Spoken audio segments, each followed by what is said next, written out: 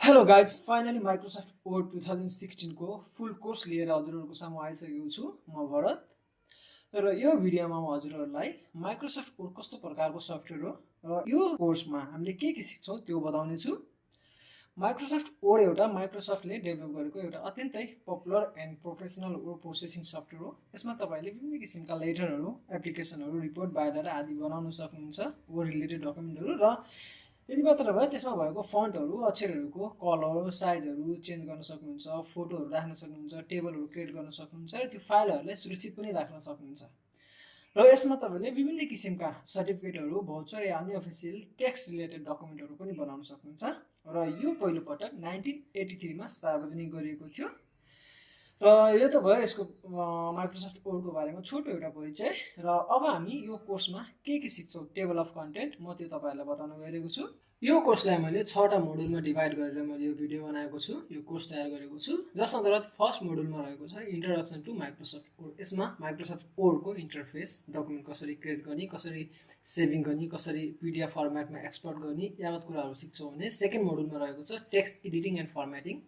यसमा हामी कुनै पनि कुराहरू लेख्छौँ र कहिले लेख्दा मिस्टेक लेखिन्छ, त्यस्ता कुराहरू कसरी डिलिट गर्ने, हैन, कसरी अनि एक ठाउँदेखि अर्को ठाउँ टेक्स्टहरूलाई कपी गर्ने, कसरी पेस्ट गर्ने, फन्ट साइजहरू कसरी बढाउने, कलर कसरी दिने, यो बोल्ड, इटालिकहरू, अन्डरलाइनहरू कसरी दिने, अनि यावत कुराहरू हामी यसमा सिक्छौँ भने थर्डमा हाम्रो रहेको छ प्याराग्राफ स्पेसिङ।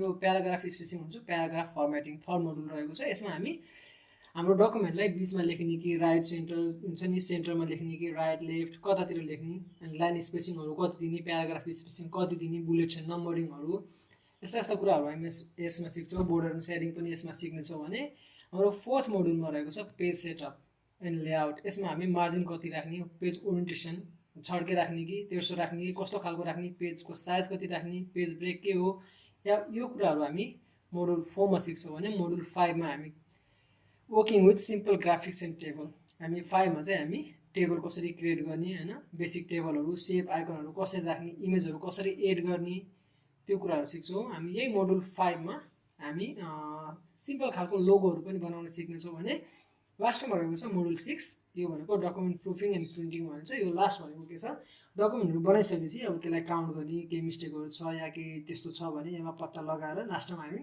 प्रिन्टमा जान्छौँ। हामीले प्रिन्ट गर्दा कसरी हाम्रो डकुमेन्ट कस्तो देखिन्छ त्यो हेर्नेछौँ यसमा। यो कोर्सको पहिलो भिडियो लिएर म छिट्टै नै आउनेछु। त्यति बेलासम्म हाम्रो च्यानलमा जोडिएर रहनु होला। आजलाई यति नै।